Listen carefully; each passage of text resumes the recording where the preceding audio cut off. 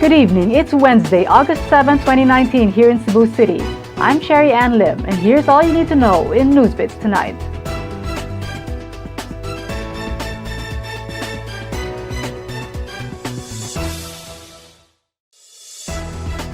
The University of the Philippines, Cebu, has reclaimed a part of its lot that was occupied by more than 60 families in Sitio Avocado, Barangay Lahug in Cebu City. Here's Kenneth Torres for the details.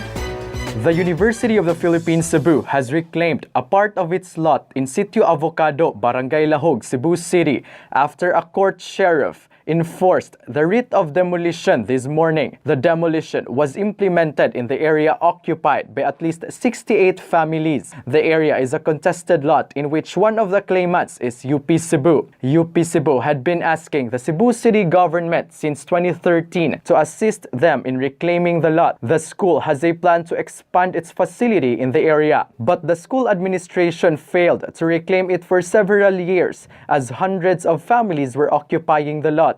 In 2015, a fire hit the area, destroying a number of houses. The UP Cebu administration under Attorney Liza Coro had wanted that time to claim back the lot, but the city government, under the leadership of former Mayor Michael Rama, had asked the school to set aside its expansion plan first for the welfare of those affected by the fire. Kenneth Torres, NewsBits Tonight. The Criminal Investigation and Detection Group in Central Visayas has filed charges against the 370 persons caught inside a cockpit in Mandaue City Monday. The cockfighters were brought to the fiscal's office on board 3 buses. Here's Chari Coronel for the details.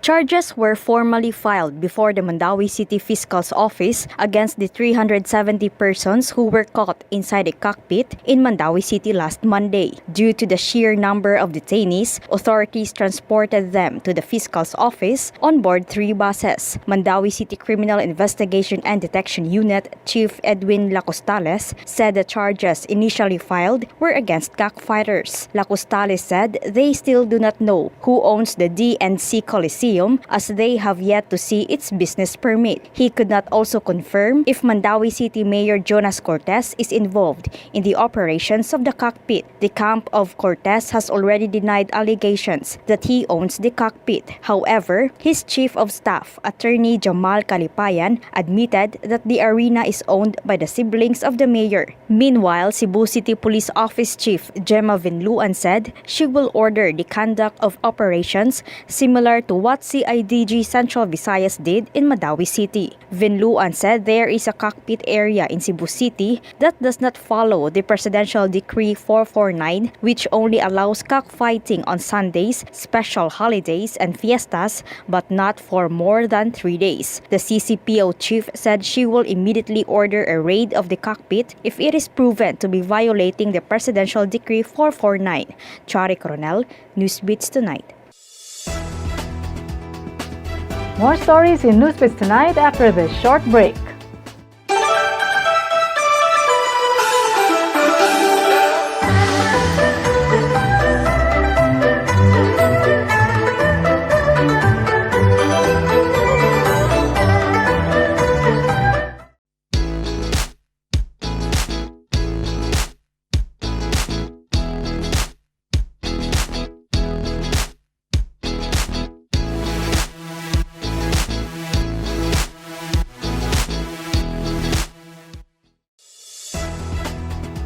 Two persons were arrested in Toledo City yesterday for alleged illegal distribution and refilling of butane canisters with LPG.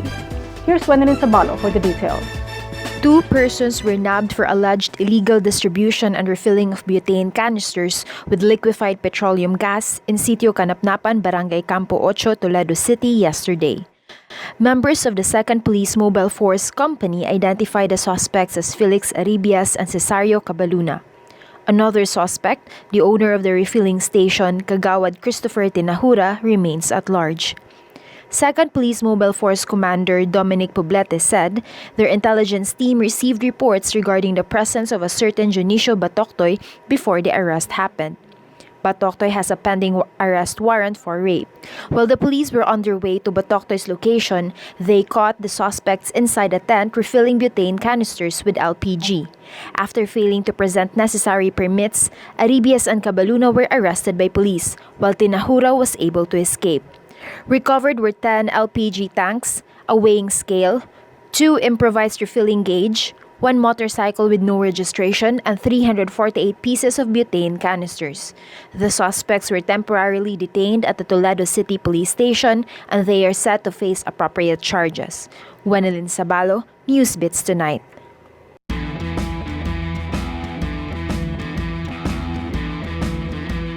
With the latest in sports, here's Kenneth Torres. The University of San Jose Recoletos Baby Jaguars have achieved its first ever preseason title after besting the Sacred Heart School Ateneo de Cebu Magis Eagles 83-68 in Game 3 of the finals in the CISAFI 2019 Partners Cup Tuesday night. With 3 minutes and 9 seconds left to play, the Baby Jaguars outnumbered the Magis Eagles with an impressive performance, dropping a 10-0 run to register 74-62. Kendrick Abarquez scored a layup, followed by Kazel Gaviola's three-pointer shot. Raizel Abatayo led the Jaguars with 28 big points, while Kevin Gibao finished with 21 points and was named as the tournament's most valuable player. Gaviola also chipped in 13 points. Santos Go contributed 10 points, and Abarquez pitched in 9 points, all for the Baby Jaguars. Meanwhile, L.A. Casinillo led the Magis Eagles with 15 points, while Ariel Dinglasan had 13 points, and Joey Villamor added 10 points. The Baby Jaguars drew first blood in a best-of-3 finals Game 1, while Magis Eagles won Game 2 to force the decisive match. Kenneth Torres, NewsBits Tonight. To get the latest, visit www.sunstar.com.ph. Follow us on our YouTube channel and official social media accounts on Twitter and Facebook. I'm Sherry Ann Lim. Good evening.